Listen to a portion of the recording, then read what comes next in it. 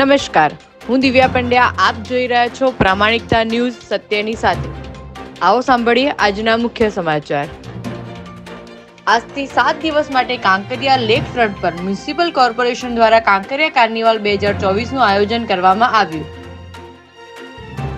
સરખેજ વિસ્તારમાંથી 2 દિવસ પહેલા 5 વર્ષની બાળકીનું અપહરણ કરનાર આરોપીને પોલીસે ઝડપી લીધો.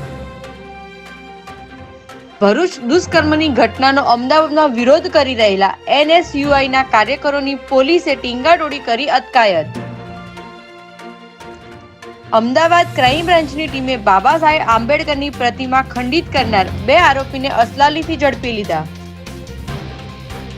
અનુપમ સિનેમા નજીક નશાની હાલતમાં ટ્રક ચાલકે એક્ટિવા ચાલકને અડફેટે લેતા 2 લોકોના મોત નીપજ્યા.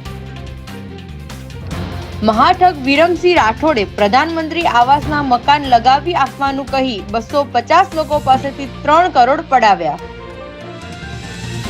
બુટલેગર મિત્રનો વિદેશી દારૂનો જથ્થો પોતાના ઘરમાં સંતાડી રાખનાર પેટલાદના હેડ કોન્સ્ટેબલને આણંદ એલસીબીએ ઝડપી લીધો. રાજ્યના વાહન વ્યવહાર મંત્રી હર્ષ સંઘવીએ 10 નવી અદ્યતન વોલ્વો બસને ગાંધીનગરથી લીલી ઝંડી આપી. ઓખા જેટી ખાતે ક્રેન તૂટી પડવાની ગોઝારી દુર્ઘટનામાં ક્રેન નીચે દબાઈ જતા 3 મજૂરોના ઘટના સ્થળે મોત નીપજ્યા. દેશના પૂર્વ વડાપ્રધાન અટલ બિહારી વાજપેયીની આજે 100મી જન્મ જયંતિ પર શ્રદ્ધાંજલિ કાર્યક્રમ યોજાયો હતો. રાષ્ટ્રપતિ દ્રૌપદી મુર્મુ અને પીએમ મોદી સહિત નેતાઓએ અટલજીને શ્રદ્ધાંજલિ આપી.